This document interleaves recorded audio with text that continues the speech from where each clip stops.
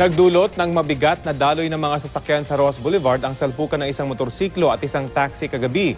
At dalawang sakay ng isang motorsiklo sugatan matapos silang sumemplang sa Quiapo Bridge sa Maynila kaninang madaling araw. Balitang hatid ni Mav Gonzalez.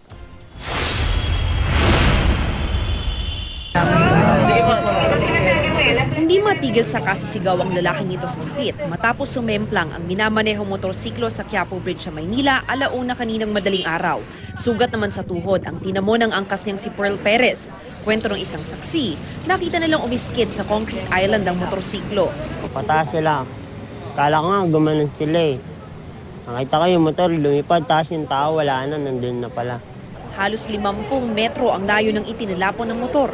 Tuguan ang mukha ng rider na si John Nolasco. Memplang ang motorsiklo, pero ayon sa saksi ay mukhang lasing ang nagmamaneho nito.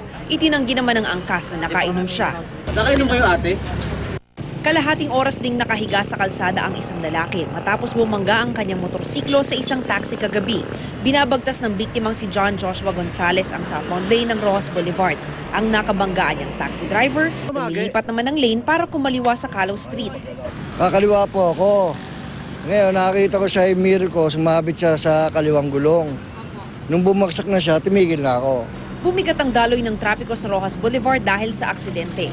Patapos bigyan ng first aid, agad dinala sa ospital ang rider. Iimbestigahan pa kung sino ang may pananagutan sa insidente. Mav Gonzalez, GMA News.